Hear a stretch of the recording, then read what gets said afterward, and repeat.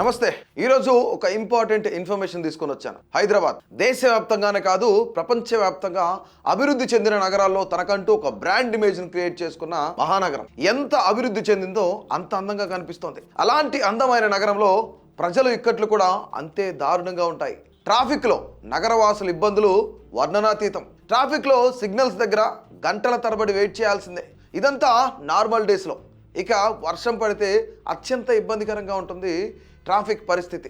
ఇక ట్రాఫిక్ ఉంది కదా, మెట్రోలో వెళ్దాం ఈరోజు అనుకుంటే మెట్రోలో అయితే ఇంకా ఇబ్బందికరమైన వాతావరణం ఉంటుంది. ఒక్క మాటలో చెప్పాలంటే ఒంటికాల మీద ప్రయాణమే. ఈ ట్రాఫిక్ సమస్యకు చెక్ పెట్టడంతో పాటు నిర్మాణ వ్యయాన్ని గణనీయంగా తగ్గించేందుకు ప్రతిపాదించిన డబుల్ డెక్కర్ వంతెనలు ఏదైతుందో ఆ ప్రాజెక్టుకు ఒకసారిగా బ్రేక్ పడింది. ఒక పిల్లర్పై వాహనాల కోసం ఫ్లైఓవర్, దానిపైన మెట్రో రైల్ కారిడార్ నిర్మించాలన్న ఆలోచనను హైదరాబాద్ మెట్రో రైల్ లిమిటెడ్ తీవ్రంగా వ్యతిరేకిస్తోంది. ఈ తరహా నిర్మాణాలు ఆచరణలో ప్రయోజనకరంగా ఉండవని, ప్రయాణికులు ఇబ్బందులు తప్పవని స్పష్టం చేస్తోంది. భూసేకరణ వ్యయం, ప్రాజెక్టుల ఆలస్యాన్ని నివారించేందుకు ప్రభుత్వం మెట్రో కారిడార్లు ఉన్న మార్గాల్లో డబుల్ డెక్కర్ వంతెన నిర్మాణాన్ని పరిశీలించాలని ఆదేశించింది. దీనిలో భాగంగా విప్రో జంక్షన్, మందమల్లమ్మ చౌరాస్తా, టీకేఆర్ కాలేజ్ మార్గంలో ఈ తరహా నిర్మాణాలు చేపట్టాలని జేహెచ్ఎంసీ భావించింది.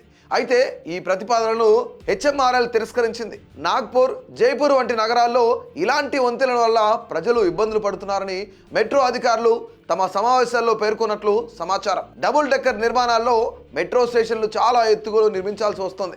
అంత ఎత్తున ప్రయాణికులు రాకపోకలు సాగించడం కష్టమవుతుందని హెచ్ఎంఆర్ఎల్ వివరిస్తోంది. అంతేకాకుండా నిర్వహణ ఖర్చులు కూడా పెరుగుతాయని చెబుతోంది.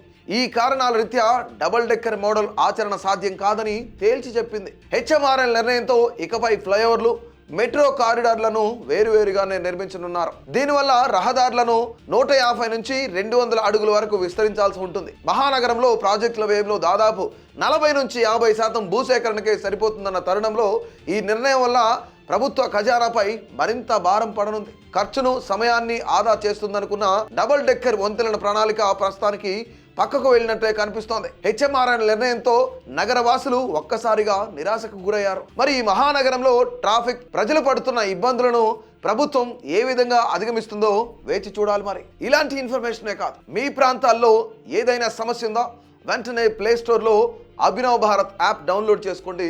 మీ సమస్యని పోస్ట్ చేయండి. మీ సమస్య ఏదైనా సరే మీ దగ్గరున్న నాయకులు, మీ ప్రాంతంలో ఉన్న నాయకుల దగ్గరికి తీసుకెళ్లే బాధ్యత అభినవ్ భారత్ తీసుకుంటుంది.